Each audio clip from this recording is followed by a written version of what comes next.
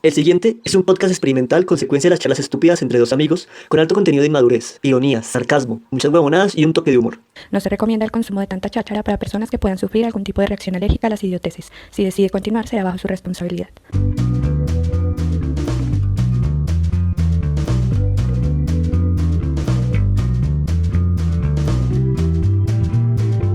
Salaná, Eyung, Isis. Salaná, Eyung, Isis. Perdón por eso, Rodrigo. Pero si ya canté la del Rey León y la de cuentos de los hermanos Grimm. Pará, que es del... ¿De qué? ¿De qué es? de Harry Potter, ¿es? No, eso no es de Harry Potter, eso es de hace siglos. ¿De qué? Me sonó algo como muy chamánico. Es de hace siglos y es de una Pero- película. Pero Para mí que estaba Me suena invocando a igual. Babadook o a uno de esos, estaba invocando Me suena. al dios Bachuela, diosa Bochica, no sé. Sin ese cántico no Ah, es al hubieran revés. podido liberar a Willy. No, pará, ¿Cuál no, Willy? no sé. No ¿La sé. ballena? Liberen a Willy, claro. No, eso es de la película. ballena. ¿Es de Liberen a Willy, en serio? ¿En serio? Yo Averigüen no y verán. sé. Ni me acordaba de que existía esa película. Ni me acordaba. Sí, Pues es un clásico. la ballena, además. por arriba. No, sí, sí, sí. Claro, sí. Sí, sí, sí, pero... Y es así, Salaná, Eyung, Isis. Aquí estamos. A la orden, plenos a aquí. la orden, diría yo. No, literal, porque pues es que aquí hay una política y es que invitado es esclavo. Entonces, invitado que llega, invitado que hace todo. Ya quedó claro Así por que WhatsApp, gracias. Eso ya quedó claro, pero sí, ya lo estuvimos esclavizando todos estos días. Vamos a hacer una pequeña introducción, amigos teleoyentes. Por el acento que ustedes escuchan, hemos traído a Fito Páez a hablar con nosotros hoy. Es el futuro Fito Páez, ya lo sabrán aquí, ¿ok? Y cuando seas famoso y rico no te olvides de nosotros. Bueno, buen día, buenas tardes, ¿no? Buenos días, buenas tardes, buenas noches. Buenas noches, depende de dónde, de en qué momento se le dé play. Exacto. Yo me llamo Rodrigo, soy de Buenos Aires, Argentina, tengo 36 años, soy diseñador gráfico y soy músico. Y les presento a las estrellas del show. Eso sonó a circo. Muy bien, muy bien.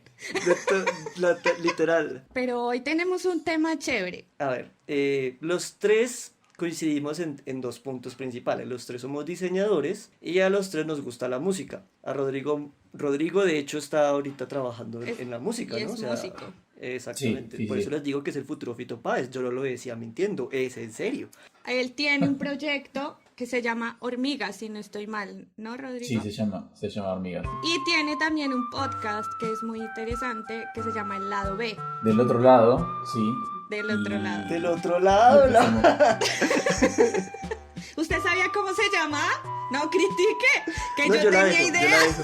Sí, sí, sí. Yo la dejo que ya diga las cosas porque siempre las dice mal. Y bueno, entonces estuvimos hablando de la música. Sí, juntando eso, decidimos hacer hoy un podcast sobre carátulas de discos, ¿no? Y no sé qué más decir, ayúdenme. No, nosotros quisimos hablar de eso porque es, digamos que una manera de fusionar los dos temas. La parte gráfica, digamos que a mí por lo menos me mueve muchísimo esa parte. Y luego, desde lo que hemos oído, desde lo que nos gusta de música, cómo se fusiona y qué es lo que más nos ha gustado. Yo particularmente pienso, y digamos que tratando de pensar en este tema, me di cuenta que hay discos que me gusta oír mucho, que los puedo poner en bucle, que los puedo oír toda la vida, y las carátulas no me gustan.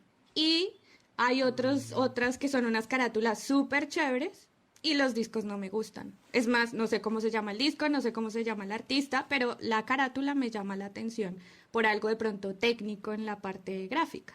Y te has, en algún momento te pasó te pasó en algún momento identificar, o sea, que entraste a un local y y fuiste a ese disco por la tapa? ¿Tenés ese recuerdo en mente en algún momento? No, es que digamos que esa época de los discos, así yo estaba pequeña, yo sí me acuerdo que yo iba mucho con mi papá y nos poníamos, durábamos horas escogiendo y oyendo música, pero digamos que era más música por el lado de, digamos que en ese momento me interesaba era lo que oía, no Claro. tanto la carátula. No, pues tan niña ¿Y, ahora. Yo sí recuerdo haber ido a comprar discos por la carátula. y No, cuál, Sí. yo cuál te no. acordás? ¿Cuál te acordás de haber comprado A por mí la me carátula? pasó algo, fue con un disco de Queen, pero de estos de que reúnen los grandes éxitos, ¿sí? Me Ajá, acuerdo sí, mucho haber visto un video de Queen alguna vez en un canal y vi el logo. Queen tenía un logo específico, una imagen que era como una especie de sello, ¿no? Que sí. me gustó, o sea, me impactó esa imagen. Y el video que estaba viendo era el de Bohemian Rhapsody, pero yo no Ujú. sabía, o sea, en el momento no la conocía. Entonces yo fue buscando ese logo, o sea, recordé inmediatamente la imagen y me fui a buscar el disco, cuando lo compré. Fue un disco que Ujú. tuviera esa imagen, ¿sí? Para yo Claro. saber que era Queen.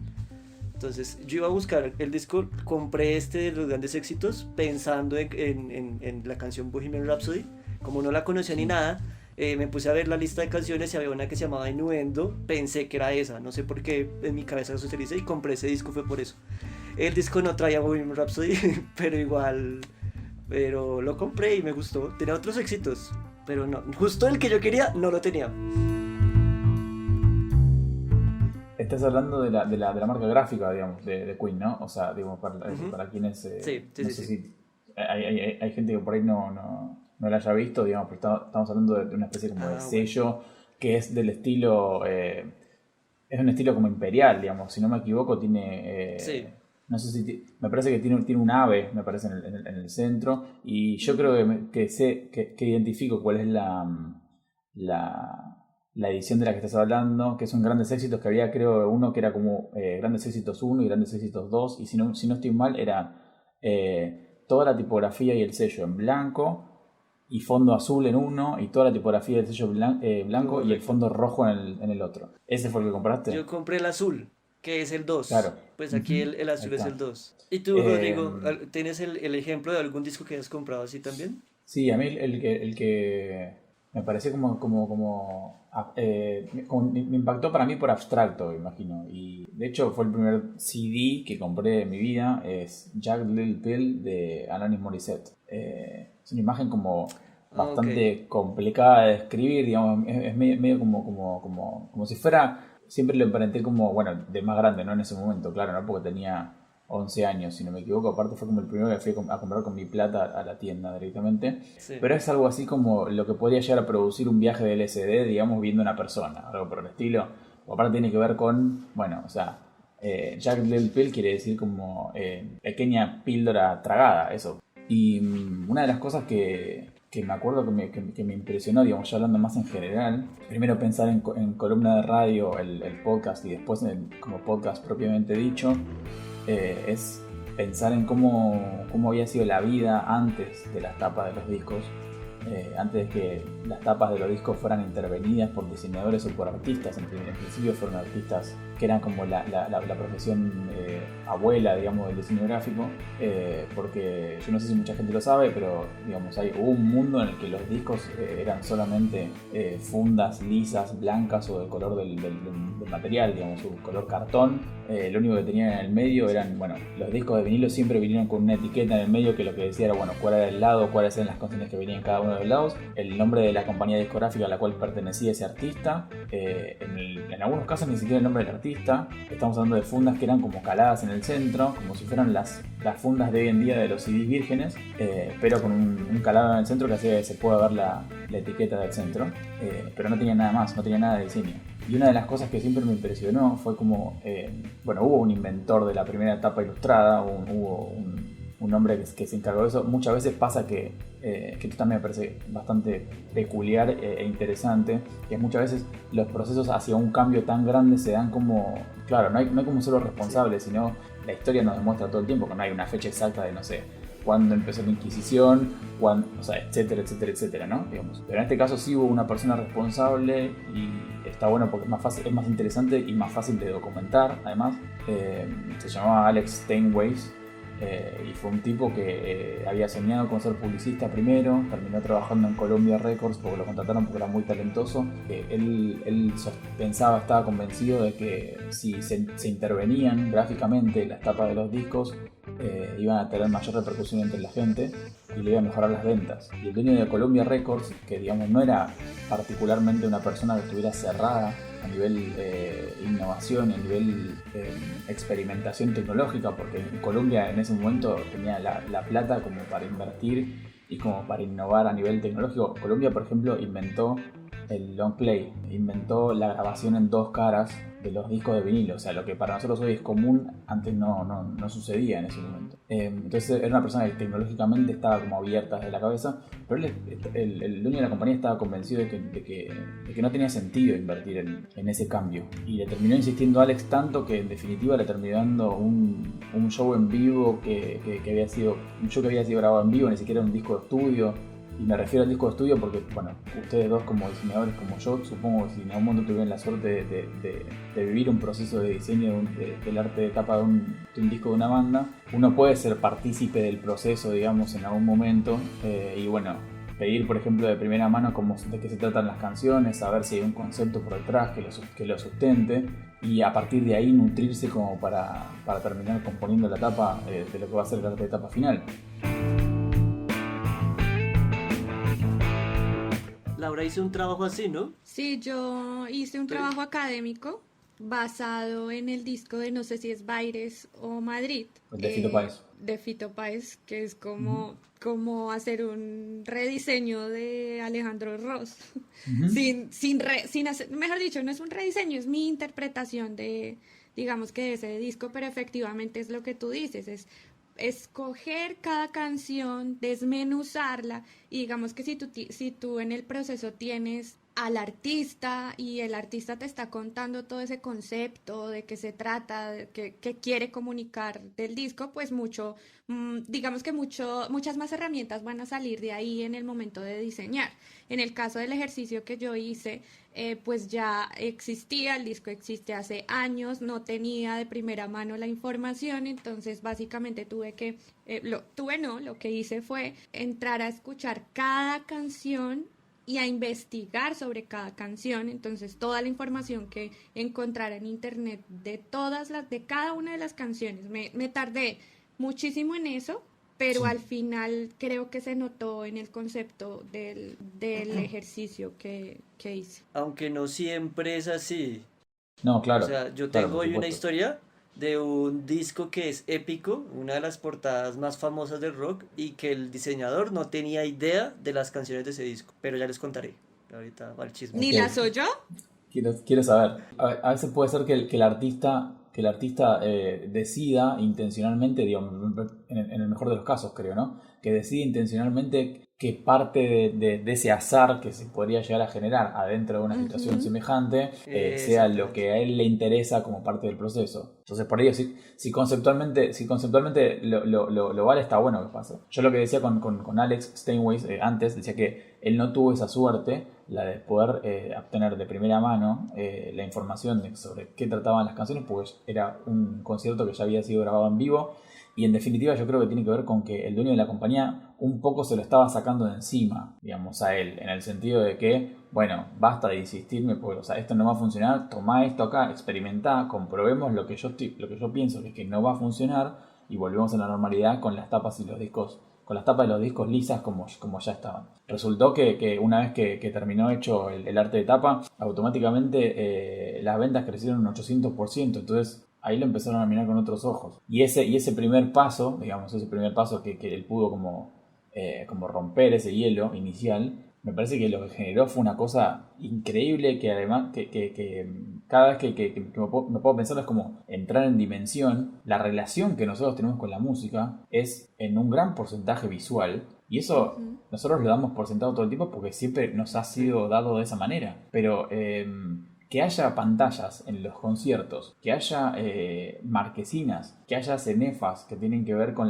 la producción de los discos, que las tapas ya vengan ilustradas, que tengamos imágenes icónicas asociadas a la mente, tiene todo que ver con el trabajo de este tipo. en ese simple instante, digamos, lo que consiguió fue expandir el universo del artista no solamente a lo auditivo, desde la letra o desde la música, sino que pudo expandir su concepto a algo que se ve, algo que después se pudo tocar, algo con lo cual se puede interactuar, digamos. Hubo un momento donde las compañías discográficas estaban en un poco, bueno, todavía se está como acomodando, ¿no? Pero al principio como un inicio medio como desesperado, empezaron a editar DVDs interactivos para poder, digo, todo eso que pasó, que tiene que ver con entre lo visual, como puente hacia la música, arrancó en ese momento, más o menos en 1940. Y me parece como súper interesante porque todo lo que esta charla de hoy en día no existiría si no hubiera sido por ese tipo. Claro. Es tremendo. Y de pronto no hubiéramos descubierto esa relación entre la parte gráfica y lo musical. Y la Sin música. ser músico o sin Quizás- ser diseñador, o siendo las dos o siendo una. Sí, totalmente. Inclusive eso viene siendo como ahora que pues viéndolo de esa manera, no sé, el primer cimiento para los videos musicales también. Porque Sí, antes de los videos totalmente. musicales las bandas intentaban conceptualizar en la tapa del disco las canciones. MTV no hubiera existido si no hubiera sido por este tipo. Y MTV, digamos, es como el sello de una generación completa. Es el sello de un montón de bandas que han nacido a partir de ese lugar. Un montón de bandas que se volvieron mundiales. Es contrafáctico saber qué es lo que hubiera pasado si nunca hubiera existido, ¿no? Pero supongo que no sé qué tendríamos, pero es tremendo que haya sido como con el cambio, haya empezado con una sola persona. Me parece como muy impresionante. Es tremendo lo que disparó después. No hubiera existido Gorillaz. No hubiera existido Gorillaz. Si ustedes, amigos teleoyentes, quieren conocer más a profundidad sobre este tema, Rodrigo habla de esto en su podcast. Nosotros vamos a compartir el link de él en El nuestra link. descripción para que también lo oigan. Tiene buenas historias respecto a eso. Por eso fue que nos motivamos a hablar de este tema, porque dijimos, no nos vamos a dejar opacar por Rodrigo. No, mentiras. Un disco que ustedes recuerden, o sea, como que la primera conexión que hayan tenido con un disco, no importa que no lo hayan comprado o si lo hayan comprado algo así, pero que la tapa del disco los haya cautivado.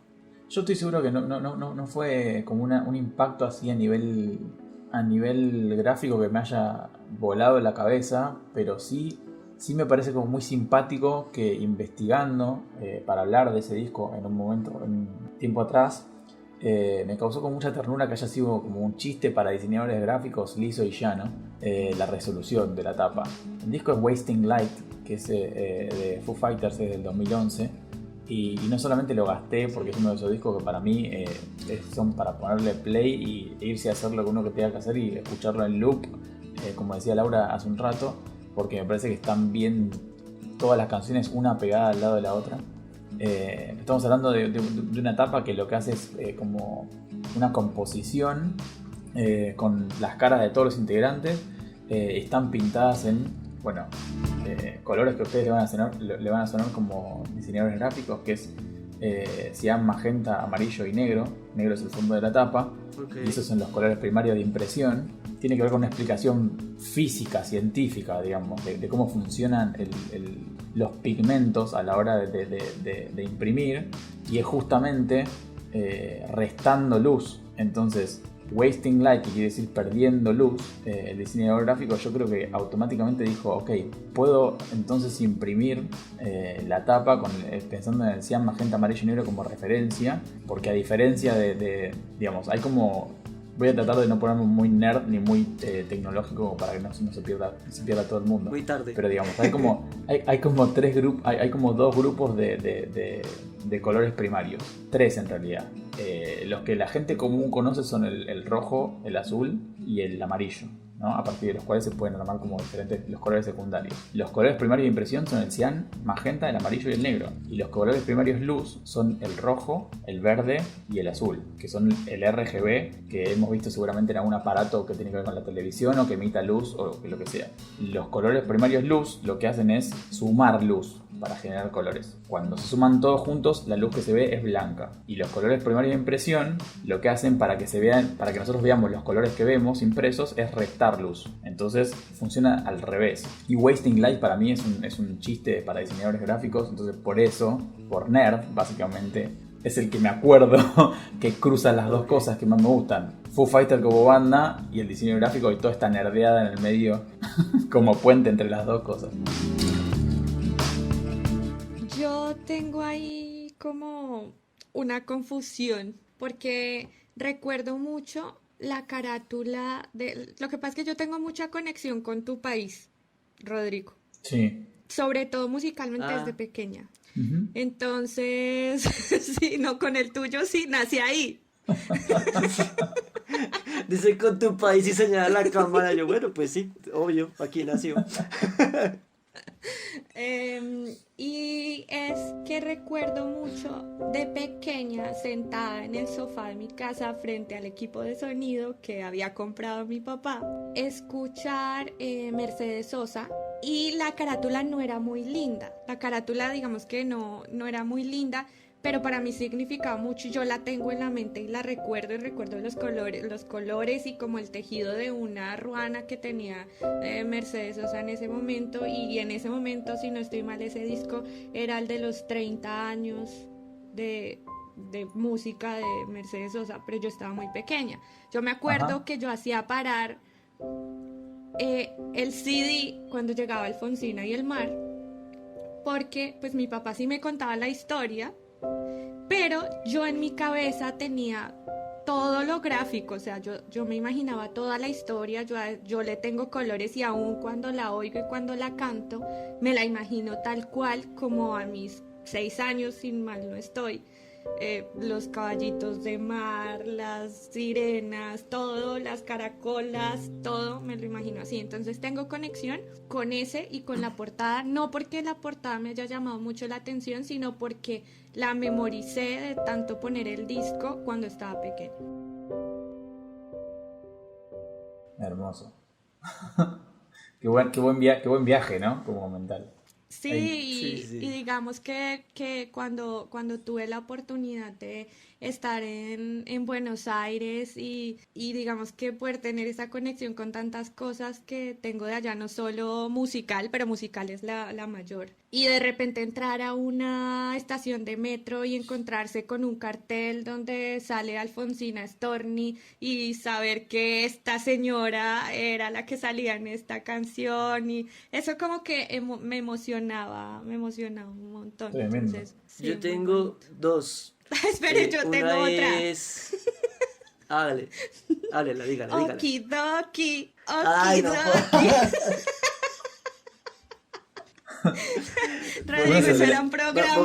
era un programa en las mañanas de, no sé, Es como infantil, musical. Floricienta, todo eso, Sí, Patito sí, Feo, cosas sí, así. sí, sí, era mi Sí, programa algo así. preferido y me sé todas las canciones y tenía los cassettes, porque además eran cassettes, ni siquiera Increíble. CD. Sí, Los tengo todavía, qué están ahí en vergüenza. Bogotá. Yo las dos conexiones que tengo es una, pues yo he contado en este podcast que mi mamá es joven, entonces cuando ella me tuvo ella escuchaba mucho rock en español. Y Ujú. uno de las bandas como que más repetía a ella era Los Prisioneros de Chile, ¿no? Entonces Sí. fue una banda con la que yo conecté desde muy pequeño, ¿no? Entonces alguna vez vi el álbum Corazones, que es un álbum del 90, justamente tiene la misma Ujú. edad que yo ese álbum, y me impactó muchísimo la carátula porque, o sea, pues no me acuerdo de la primera vez que lo vi, yo tenía como 9 años y fue Sí. como para mí, o sea, es algo obvio a estas alturas de la vida, pero para un niño de 9 años fue sorprendente que el álbum se llamara Corazones y que la portada es como una persona que tiene, eso es un pecho, ¿no? Es el pecho de un hombre, una camisa blanca y en el lado del corazón hay una mancha de sangre que forma el corazón, ¿no? En la camisa, Wow. ¿cierto? Entonces el concepto en sí pues es obvio, por decirlo así, pero para un niño o sea, para mí fue impactante, ¿no? Que corazones fuera el Y corazón, fuera la sangre. mancha del corazón, exactamente. Entonces, pues es un cadáver, ¿no? Porque, Claro, claro. Y claro, en ese momento lo teníamos como asociado a otras cosas mucho más naif, digamos. Entonces como que es como exactamente. ok, bueno, hay otra realidad, niño. También. Exactamente. Entérate.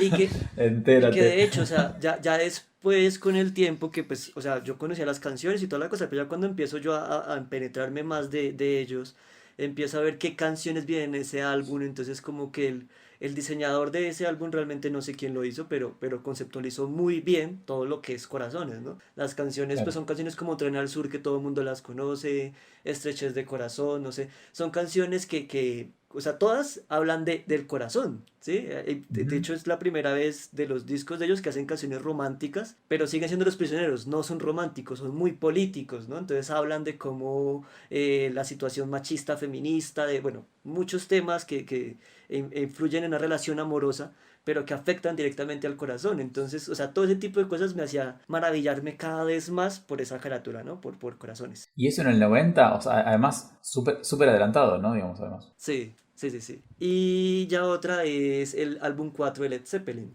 Led Zeppelin es una de mis bandas favoritas. Sí, Pero entonces algo curioso con esto es que el álbum, pues todo el mundo conocerá, bueno, la mayoría, no sé, es un álbum popular, que es la portada es la del el hombre que está cargando paja en la espalda, no me acuerdo cómo se llama, que sí, es un tiene de cuadro. fondo como, exactamente, es un cuadro que está como en un fondo de una pared corrugada, ¿sí? Sí, Y el disco, esa es la carátula del CD. El disco, el diseño del disco es el ermitaño, ¿no? De las cartas del tarot. El dibujo del sí. ermitaño en negro, fondo negro y el dibujo blanco. Ujú. Recuerdo muchos álbumes porque en mi casa estaba pirata y pues no sabíamos que era pirata porque estaba invertido. O sea, la carátula del disco era el ermitaño, del CD era el ermitaño y la carátula del disco era el cuadro del hombre, ¿no? O sea, estaba al revés, pero no Esas cosas teníamos son idea. O sea, maravillosas.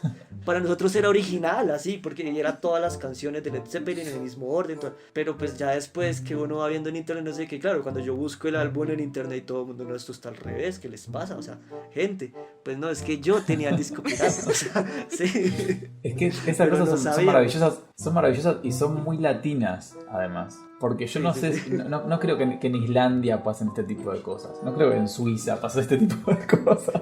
Que aparezcan los Como diseños invertidos, que tampoco lo sea al creo. revés. No creo que sepan lo que es un disco pirata en algunos lugares del mundo, Sí, no, directamente. no. No, sí, yo creo tampoco. No Por eso creo. cuando usted dijo lo de los grandes éxitos, yo dije, claro, la carátula del CD de Semáforo, que Sí, sí, sí. vienen los 200 éxitos de cada artista. Pues yo no sé en Argentina si hay algo así, pero aquí antes, di tú, o sea, desde los años y pico hasta los 2010 por ahí, era muy popular en Sí. diciembre los 14 cañonazos. Y era un CD que recopilaba todos los éxitos del año, ¿no? O sea, Pero musicalmente como hablando de los géneros que fuera. tropicales, pero como tropicales. La portada, esas eran las portadas. La No. portada siempre ha sido una chica en bikini. Obviamente, como ha Con las evolucionado el tetotas. bikini, como ha evolucionado el bikini y ha evolucionado el bikini en el tiempo, entonces antes había más tela, ¿no? Exactamente. Hoy en Ya. día, o sea, ¿fue mejorando o sigue sin deconstruirse esa parte de fin de año en Colombia? Yo No, creo que eso yo no sigue sé si lo igual. siguieron haciendo, pero de pronto, pues ya no es tan fuerte como antes. Es que antes todo el mundo compraba los 14 cañonazos. Pero últimamente yo no sé si lo siguen haciendo. Yo prefiero que sí. Habían versiones en donde el bikini era el traje de Santa Claus. Ah, sí, sí, sí, Se sí. volvió. Y la tanga y el culazo. Ajá. Sí. Y al lado, o sea, al lado imagínate eso, ¿no? Alineado a mano derecha, la foto de la chica con el gorrito navideño, el bikini.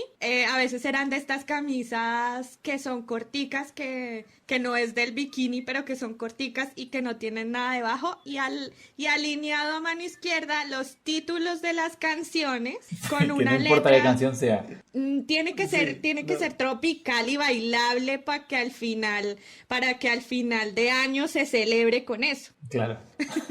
Y al lado Sí, sí, entonces sí. las canciones enumeradas, probablemente con una letra blanca, con un borde negro, podría ser, o amarilla, con un borde Sí. negro. Comic Sans. Sí, en la, Infalible.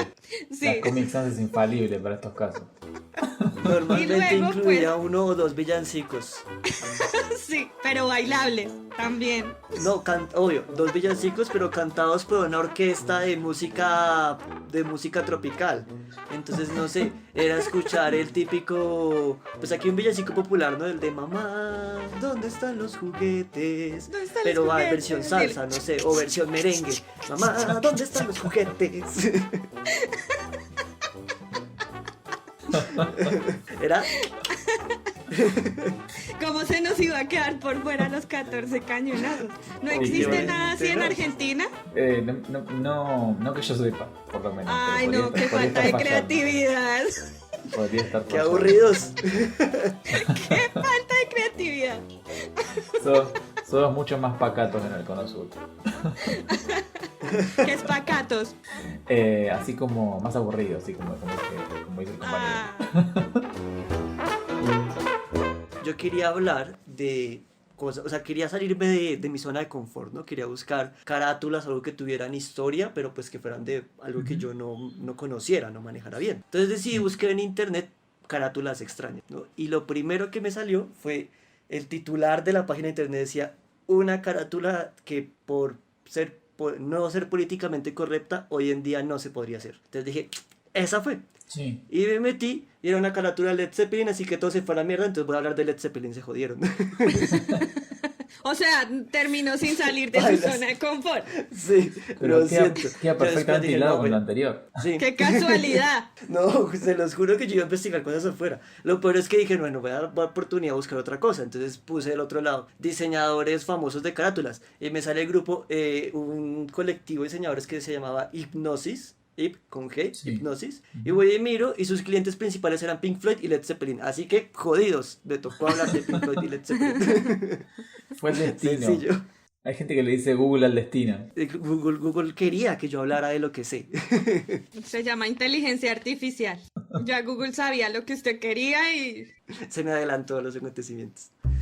Pero bueno, pues yo les estaba diciendo ahorita de una carátula que un grupo que no le dio las canciones al diseñador y que le tocó improvisar. Es Sí. precisamente esta carátula que no es políticamente correcta. La carátula de House of the Holy, que es el álbum 5 de Led Zeppelin. Y me pareció curioso la historia de esta carátula, porque la carátula en sí, no sé si la han visto, pero es como un grupo de niños, ¿sí?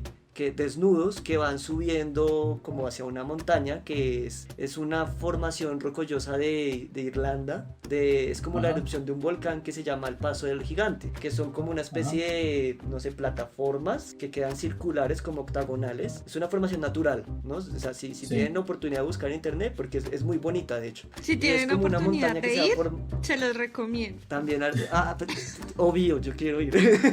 Y es como si fuese, o sea, imaginar una montaña, pero esta montaña está formada por esas especies de plataformas, como escaloncitos, ¿no? Hasta la Sí. subida. Entonces la carátula son estos niños que van subiendo, son 11 niños en total, que van subiendo hacia esa cima. Y la cima es como una explosión de naranjas y amarillos que da como una sensación de ser una explosión de bomba nuclear. Entonces lo que el diseñador quería buscar era como hacer una especie de rito sagrado, en lo que lo sagrado fuese Led Zeppelin, Claro. la gente alcanzando a Led Zeppelin en algún momento, ¿no? Que era esta explosión de arriba. Pero entonces la idea que ellos tenían no era esa, o sea, ellos querían hacer una idea, ir a este lugar en Irlanda, pero tomar fotografías del amanecer en ese sitio, ¿sí? El amanecer, la salida del sol, y la idea era con 3 adultos y 2 niños, pero el clima no les permitió, o sea, estuvieron allá 11 días y en los 11 días nunca hubo un clima propicio para poder tomar la fotografía que ellos querían. Entonces les tocó ya casi que a lo último coger a los niños y que posaran desnudos. Por eso es que hoy por hoy no se podría hacer una carátula de estas, pero también hay que entender el concepto, ¿no? Que era de la época del paz y amor, del hipismo, entonces como Sí. que todo esto estaba muy permitido en ese momento. Entonces lo gracioso es que la carátula la hacen 2 niños, pero la fotógrafa toma varias fotos y al tener estas formaciones octagonales el sitio le permitió hacer montajes y parecía una sola foto panorámica, ¿no? Entonces los 11 Claro. niños en realidad son solo 2, solamente que las fotos se van repitiendo. Y el tema es que la foto es un día típico bogotano, un día gris, un día lluvioso, entonces no había el sol que querían. Entonces lo que llegaban a hacer en el estudio fue pintar la mano, tomaban la foto a blanco y negro y con pintura empezaron a experimentar y probar hasta que consiguieron el tono que querían, que era ese naranja intenso en el cielo, y lo que se dieron cuenta también, que salió por accidente, es que los niños quedan en un tono como morado, como púrpura, o sea, se les transformó la fotografía completamente, y eso a Led Zeppelin le encantó. O sea, cuando le mostraban esto a Led Zeppelin así, ellos, los diseñadores de Hipnosis pensaron que no les iba a gustar.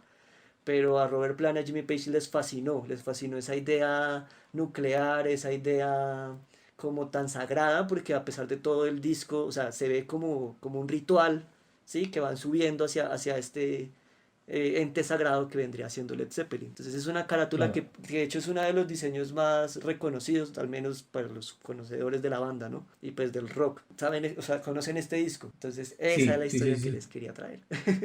Genial. Y digamos, ellos no habían escuchado el disco, digamos, los diseñadores. No.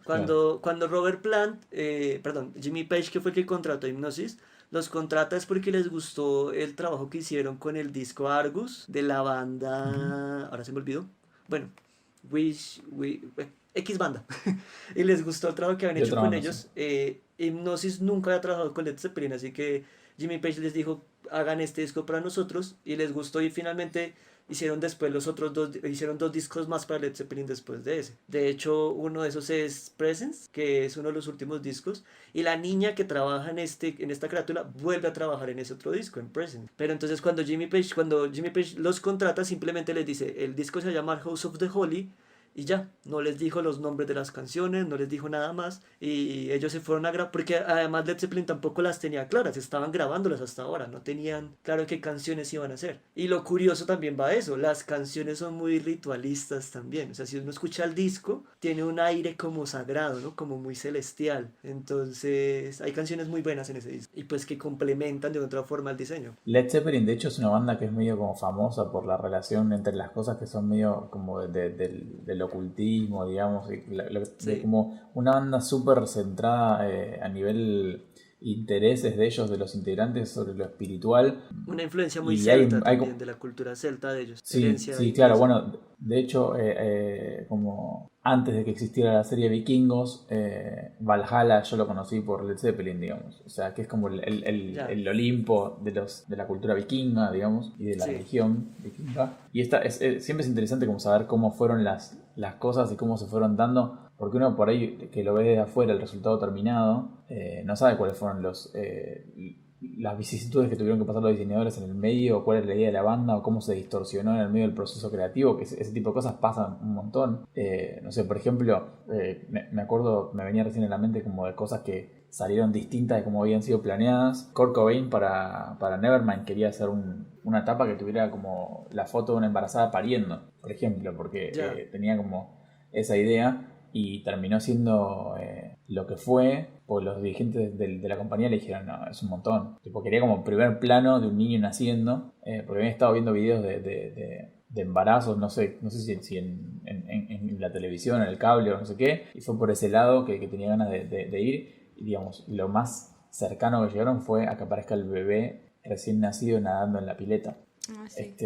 Pero bueno, ese tipo de cosas pasan constantemente, porque son personas las que están detrás de los procesos creativos, digamos. Uno por ahí ve a la banda y dice, no, porque como las pone como en un pedestal porque es la banda favorita o cosas así, y en definitiva las cosas se dan a partir son fruto de la relación entre personas, y eso es como conocer las historias en ese sentido me parece que es súper interesante. No, y mira que, por ejemplo, algo que me parecía muy curioso de ese disco, o sea, antes de conocer esta historia, pero pues a mí me gusta mucho Led Zeppelin, conozco sus álbumes, es que rompe la estética, para mí, rompe la estética de Led Zeppelin, porque si miramos todos los álbumes, Led Zeppelin 1, 2, 3, 4, Presence, Physical Graffiti, su estilo es muy sepia, muy tirando a tonos oscuros, muy tirando al blanco y negro, ¿no? O sea, tratan de tener mates, colores muy, muy opacados. Y House of the Holy rompe eso, porque son colores muy vivos, es un naranja muy intenso, brilla. Sí, brilla bastante ese color. Entonces, siempre me pareció curioso eso, o sea, ese rompimiento en la estética de Led Zeppelin en sí. Bueno, ¿y ustedes hicieron la tarea? Yo quería hablar de una cosa que me parece muy chévere, que generalmente uno piensa en portadas de discos y uno no piensa qué hay detrás, como tú estabas diciendo ahorita, qué pasa, qué hace el diseñador, ni siquiera piensa en que hay un diseñador detrás. De pronto piensa en la disquera y que la disquera lo produce quién sabe cómo, pero no piensa nada más. Ahora hay un movimiento, por lo menos en Colombia, bueno, en todo el mundo yo creo, y es de la música independiente. La gente que está trabajando con sus uñas y tratando de financiarse como pueda y tratando de promocionarse como pueda. Y justamente esa gente también diseña carátulas y particularmente a mí me parecen muy interesantes esas carátulas porque recurren a la ilustración, que es algo que a mí personalmente me gusta mucho. Entonces, por ejemplo, hay una artista colombiana que se llama Marta Gómez, que ha ganado premios Grammy por, si no estoy mal, un disco que era infantil. Obviamente pues las ilustraciones eran por ese estilo. Hizo otro que yo tenía anotado por acá que se llama Este Instante. La ilustración ganó en el 2015 con el empaque un premio Grammy. Entonces digamos que yo pienso que el premio Grammy no es como que ya te graduaste y esto es lo mejor que te puede pasar, pero sí te promociona. Y aún así mucha gente no sabe quién es Marta Gómez ni qué pasa con su trabajo, y así pasa con muchos artistas más. La ilustradora es catalana, pero el colectivo que desarrolló toda la parte de empaque es un estudio que se llama Cactus en Cali, Colombia, que también se encarga de, por ejemplo, álbumes de Messier Periné, y estuvo nominado también a otros premios, o sea, y hacen portadas muy bonitas, ilustradas. Según entiendo, ellos sí tienen acceso un poco al concepto y tienen una charla con el artista antes de diseñar, y son colectivo. Entonces, no es una sola persona que está detrás, sino que es un grupo haciendo parte de todo un proyecto y generando un concepto gráfico. Otra cosa que me gusta mucho digamos que de los diseños de estas carátulas es algo que no sé si estará controlado por el diseñador, pero que es lo que uno percibe como oyente, y es la dulzura. Si uno escucha a Marta Gómez, su voz es muy dulce. Ella no tiene una potencia increíble en la voz ni nada de esto, pero todo lo que comunica es muy dulce y es muy bonito, se interpreta muy bien. Y cuando uno ve la portada es congruente. Sí. Cuando uno ve las portadas, sí, es muy bonito, están muy conectados. Es el mejor escenario de todos, ¿no? Digo, cuando el diseño dialoga con lo que está pasando con la música, y cuando entre las dos cosas se pueden convertir en una tercera más grande, ¿no? Me parece o en una más grande. Me parece que es el mejor escenario.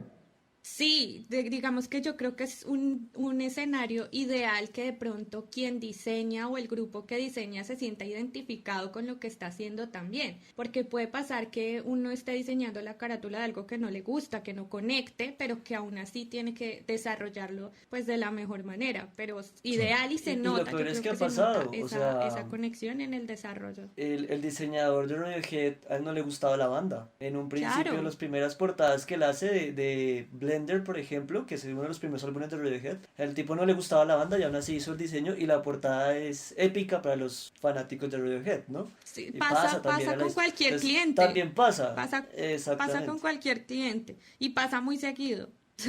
En realidad, que uno tenga que diseñar algo que no le gusta, pero pues bueno, pero sí se nota mucho la conexión al ver que el diseñador se siente identificado. Eso hablando de el diseño de la portada o el diseño basado en la música, pero también existe un grupo que se llama Puerto Candelaria, que lo hablamos la vez pasada, que dice que se inspira en lo visual para hacer sus composiciones musicales. Entonces, claro, Juancho Valencia, que es el director de la banda, decía eso, que él recurre a los dibujos, a sus bocetos y a cosas así también para hacer composiciones musicales. Como que es el lugar de donde parte, sí. Exacto. Tengo otro ejemplo que es el de Carlos Sadness. El tipo es músico, pero además es ilustrador y publicista. Entonces es el de todero. No sé si ganó el Grammy, pero también estuvo nominado. Ese dato quedó en confirmárselo. Y lo mismo, o sea, se llama el disco al que quiero hacer referencia, se llama Diferentes tipos de luz. Entonces, es muy chévere ver todo el trabajo completo. No solamente la foto de la carátula del CD, sino del LP y de las litografías que acompañan, porque es muy completo y es muy bonito. Digamos que a mí me gustó mucho la estética de él. Tiene como ventaja, o no sé si desventaja, pero si hablamos de la conexión, pues él mismo tenía su propia idea, fue el director creativo de su disco, Sí. entonces no necesitó sentirse identificado para generar obras ni un brief, porque ya tenía pues la idea clara y era simplemente dirigir. Y el resultado es bien Está bueno porque ahí en el medio, ahí como se elimina el intermediario, digamos, o la intermediación, la etapa intermedia que podría llegar a ser como el lugar a donde se ponen de acuerdo el diseñador con el artista, en este caso es como la misma cosa. A mí Claro. lo que me resulta, digamos, el diseño en general que me resulta más interesante es el que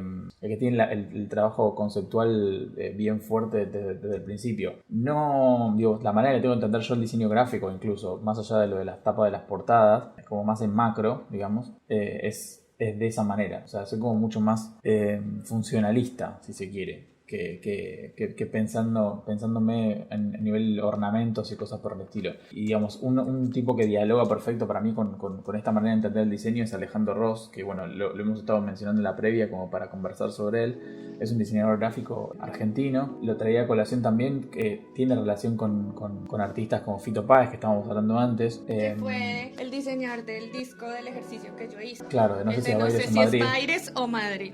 Además ha hecho varios discos más para Fito Páez, que se me vengan a la mente ahora y cosas que estuve repasando, digamos, una que se llama Moda y Pueblo, por ejemplo, que la portada de Moda y Pueblo es Susana Jiménez. No sé si la conocen a Susana Jiménez afuera, probablemente no, pero digamos, es como una especie, es una conductora que hasta hace muchísimo tiempo en la televisión acá, y tiene un origen, digamos, como de clase media baja, digamos, pero se ha convertido como una especie como de diva de la televisión y ha marcado durante muchísimo tiempo tendencias sobre qué era lo cool o qué era lo no cool a la hora de vestirse. Entonces, Moda y Pueblo condensado en una foto de Susana Jiménez es conceptualmente perfecto a la hora de resolverlo, porque aparte lo que tiene Alejandro Ross es que resuelve con una economía de recursos increíble, justamente por lo potente de la conexión que hay entre lo que él está mostrando gráficamente y la idea primigenia, digamos, de ese trabajo. Después hay la tapa de Sabina y Páez, de Enemigos Íntimos. Es un salero y un pimentero puestos en primer plano, donde se ve la S y la P. Él decide, por supuesto, para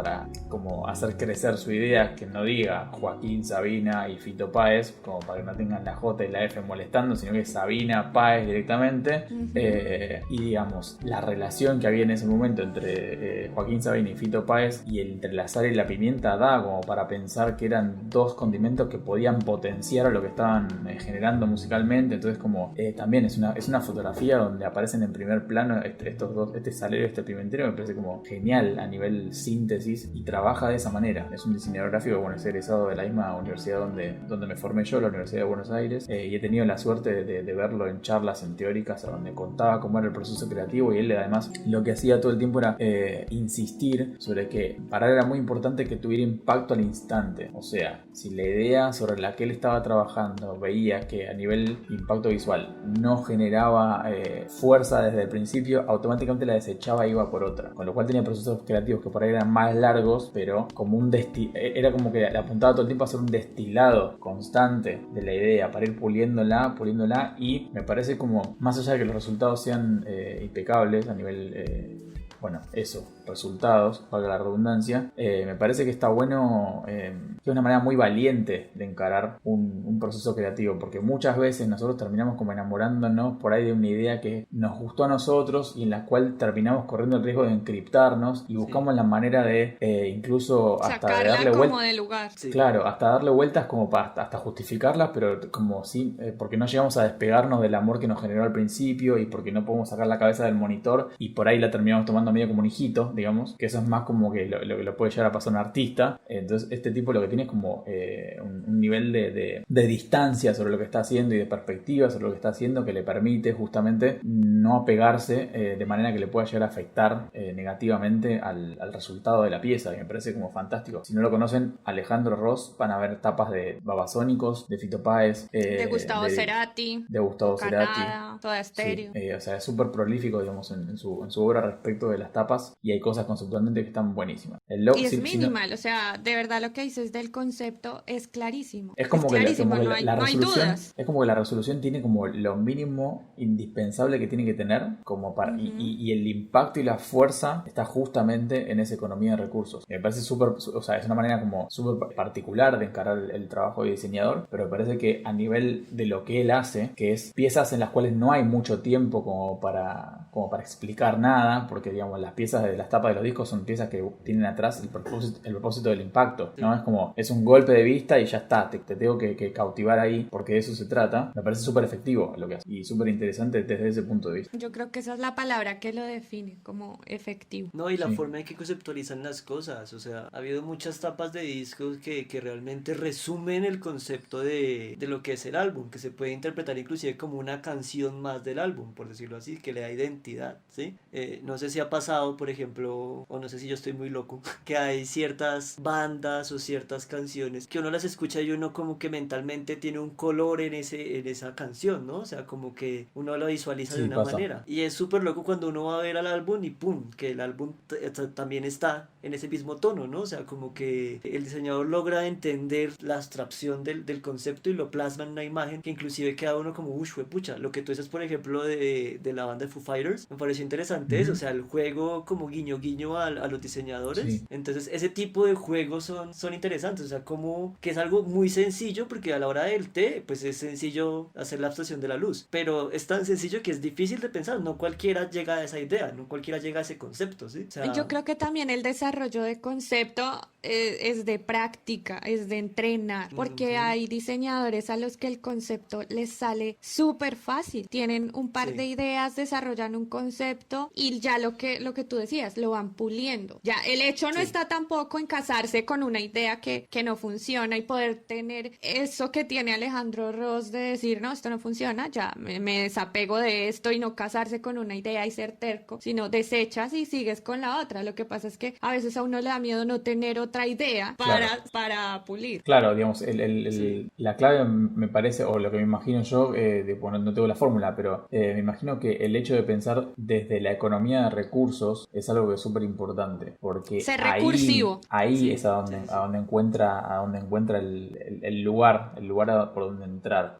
Claro, lo que pasa es que eso viene no solamente desde el diseño, o sea, no es una cualidad que nos represente como diseñadores, es una cualidad que nos representa como seres humanos. Entonces, digamos que la recursividad, cuando nosotros tenemos menos recursos, menos herramientas, menos cosas, digamos porque muchas veces toca, porque así es la circunstancia, se desarrollan otras capacidades o la creatividad empieza a salir y tú empiezas a generar nuevas ideas. Y yo pienso que alrededor del diseño funciona parecido. Es más, cuando tienes menos elementos, es más fácil el proceso de diseño que cuando empiezas a ponerle adornos, a colocarle se te complica la cosa y tu cabeza también funciona diferente. Todo lo que ustedes están diciendo me hace pensar inmediatamente en una etapa súper conocida, ¿no? Y es la de Dark Side of the Moon de Pink Floyd. O sea, Sí. es una etapa que es sencilla, que es práctica, simplemente es un prisma en un fondo negro con una luz Ya que sé entra cuál y es. se convierte en multicolor, ¿no? O sea, exactamente, así la gente no sea del mundo del rock, pues es una etapa que en algún momento se ha visto. Y en el diseño y todo el tiempo se habla. ¿Por qué? Porque es tan sencilla la forma en que la hacen. O sea, el concepto en sí,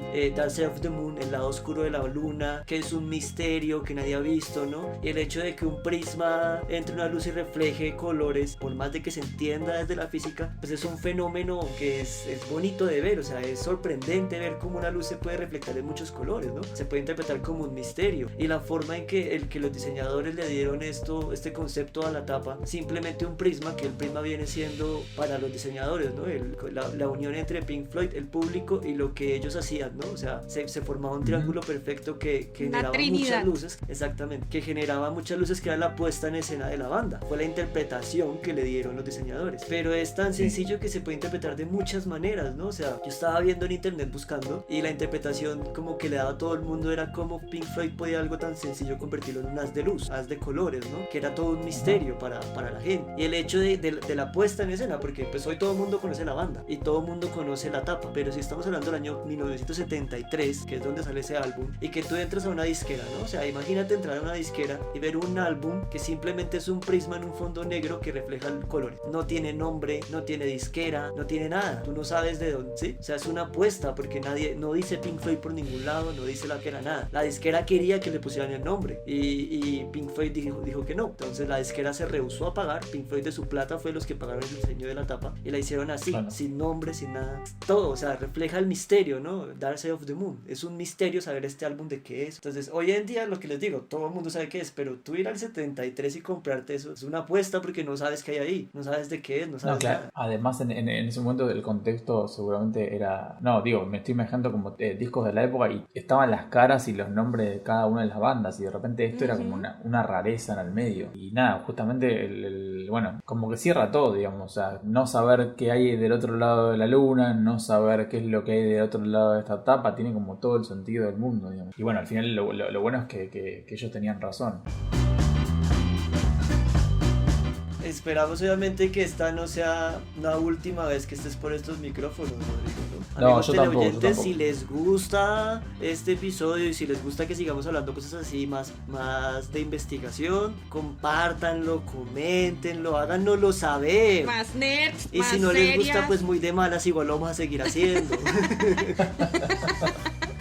Sencillo, este es nuestro podcast, hacemos lo que nos da la gana, fin. Vamos a seguir haciendo cosas nerds, vamos a seguir compartiendo cosas nerds en conjunto, sí. Y la verdad que estoy súper agradecido y me parece una de las cosas más lindas. Este periodo justamente no fue un periodo que se caracterice por tener como muchas cosas lindas justamente, pero me parece súper, o sea, poniéndome como en perspectiva y en dimensión de lo que estamos haciendo en este momento, que es conectando Madrid, Bogotá y Buenos Aires. Estas cosas lindas tiene este periodo que nos tocó vivir durante el año pasado y yo este 2021 le dio como 2020 Extended o una cosa por el estilo, o la remake del 2020 o 2022 La Venganza, una cosa por el estilo, como que no se terminó todavía en muchos sentidos. Y nada, que seguramente nos vamos a volver a ver pronto, así que gracias por el espacio y hasta la próxima, nos vemos prontito. Vale, un Compártenos abracito. tus redes Gracias. para que nuestros teleoyentes te sigan también. Me pueden encontrar en @rodrigo.hormigas. Rodrigo es mi nombre, Hormigas es el nombre de mi proyecto musical, el punto no es el nombre de nadie, pero ahí me pueden encontrar en Instagram y acercarse. Bueno, hay un par de links ahí en la bio como para que puedan escuchar los capítulos del podcast y enterarse de más historias que tienen que ver con el diseño y cuando se cruza con la música, qué es lo que pasa. Y oír tu ¿No? música. Y súper también, recomendado. También. que está en Sí, Spotify. súper recomendado. O sea, en serio. Cabe aclarar Créanos. que ya que Rodrigo habla de cosas lindas que pasan, en realidad sí son lindas, porque nosotros no nos conocemos. Nunca nos hemos visto en persona. Totalmente. Nunca nos hemos visto en persona. Jamás. Es decir, este episodio surge porque nos interesa hacer trabajos en común, lo que hablabas de comunidad, de intercambio Sí. cultural, de intercambio emocional. Es como nos lo plantea ahora el momento y pues lo estamos aprovechando de la mejor manera. Totalmente, usando las herramientas que tenemos como para crear. Aquí seguiremos haciendo más trabajos colaborativos, hablaremos más de música y de diseño, que pues son cosas que nos apasionan a los tres. Si no se lo quieren perder, pues sigan a Rodrigo en sus redes, síganos a nosotros, @cálogo con su tema.podcast, @don Grimaldo, @palomolaura. Les digo yo porque Laura es mensa y no se lo sabe. ¡Me Pero en serio. Sí. Y obvio, estén ahí pendientes, compartan. Vamos a empezar a implementar hablando en serio, el compartan y paguen los perros. Y bueno, nos despedimos. Bueno, Chao. muchísimas gracias, saludos, cuídense. Hasta la Chao, un próxima. abracito. Hasta la próxima.